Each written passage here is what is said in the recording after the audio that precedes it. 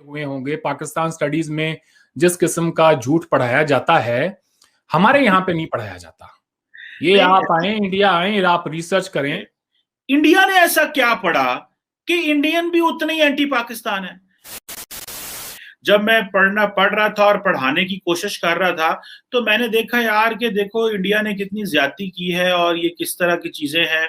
And then later on जब मजीद पढ़ा, जब मजीद स्टडी की, जब मजीद ऑब्जेक्टिवली थोड़ा रिसर्च करने की कोशिश की, तो मैंने कहा नहीं यार, साढ़े भी मसले ऐसा। तो जिन लोगों के ज़हनों में, दिमागों में चीजें चली गई हैं, नफरत चली गई है, उसको कैसे खत्म किया जा सकता है। At the end of the day हम काम तो कर रहे हैं स्लोली स्लोली। कभी हम गुस्से भी हो जाते हैं, कभी हमें आता है कि यार देखो इंडिया ने भी ये किया है, इमीडिएटली कोई गुस्से वाली बात कर देंगे। लेकिन एट द एंड हमें ये होता है नहीं यार, we have to connect people, we have to gel people.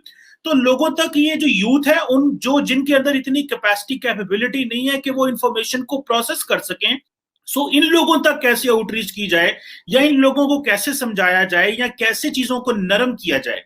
पूरी जिम्मेदारी के साथ ये बात कहता हूं, हमारे किसी भी कोर्स करिकुलम में आज तक पाकिस्तान के साथ जितनी भी कोई झड़पें हुई हैं, स्कर्मिशेस, जंगें, कुछ भी हुआ है, कभी उसका कोई जिक्र नहीं है। उसकी वजह बड़ी साफ साफ सी है कि अगर हमने वो चीजें डाली होती तो फिर ये भी बताना होता कि जी सामने वाला कमांडर है, उसका नाम याह्या खान था, या उसका नाम अयूब खान था, या उसका नाम जनरल मुशर्रफ था। तो कहेंगे यार इन नामों के लोग तो हमारे आसपास मोहल्लों में नहीं रहते हैं। तो वो नफरत जो है ना, वो पाकिस्तान तक नहीं रुकती, वो मुसलमानों तक भी ट्रांसलेट हो जाती। ऑन दी अदर साइड, आपके यहां से वो जो नफरत है, वो तो पहले दिन से ही बनाई गई है। एज इन की पाकिस्तान की आइडेंटिटी तभी तक मुमकिन है जब तक कि आप हिंदुस्तान से नफरत करें, और इंडिया से जब नफरत होगी तो पाकिस्तान की एग्जिस्टेंस को एक जवाब मिल जाता है, और वो फिर किताबों में भी ट्रांसलेट होता है। आई एम श्योर आप मुताले पाकिस्तान पढ़कर बड़े हुए होंगे। पाकिस्तान स्टडीज में जिस किस्म का झूठ पढ़ाया जाता है, हमारे यहाँ पे नहीं पढ़ाया जाता।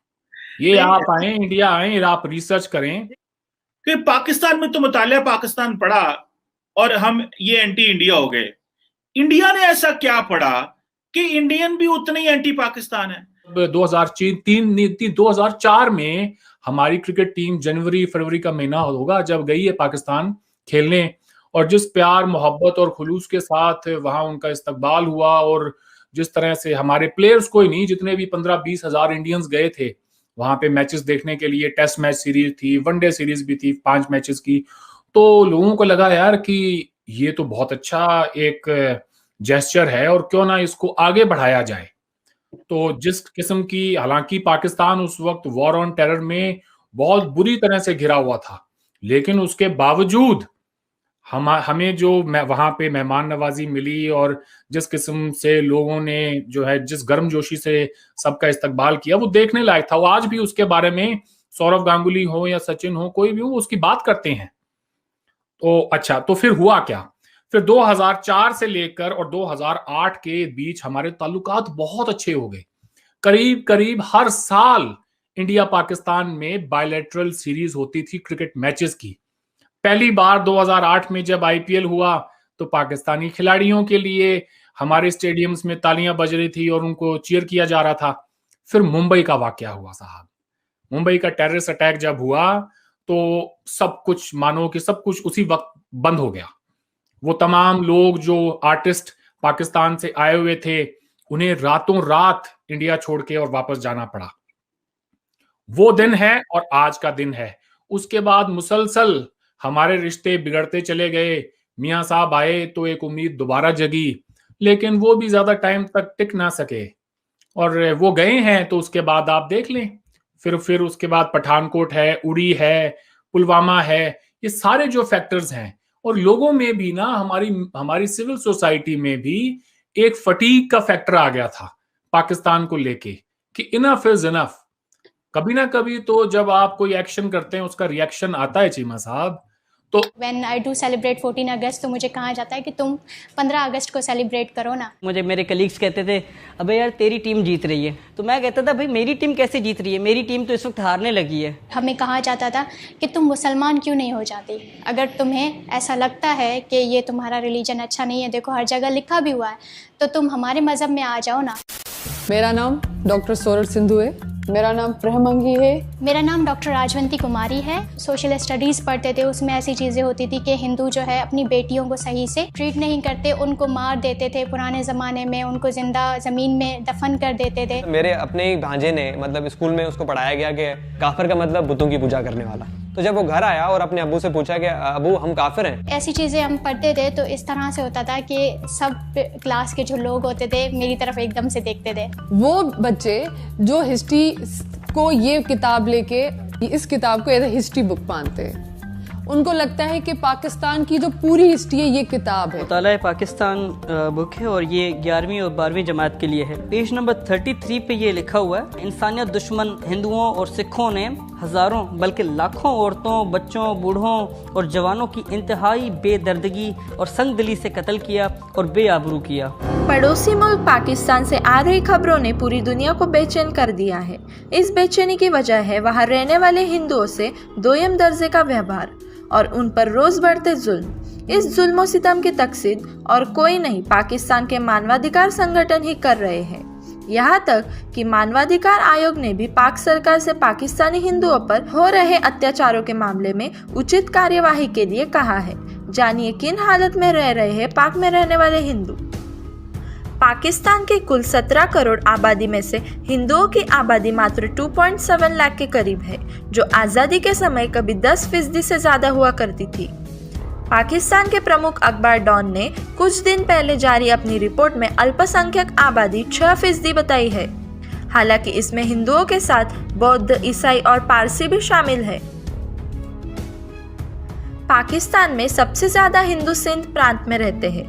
जनसंख्या के हिसाब से हिंदू सिंध प्रांत के थापरकर जिले के मीठी कस्बे में सबसे ज्यादा है, जहां 70% तक हिंदू रहते हैं।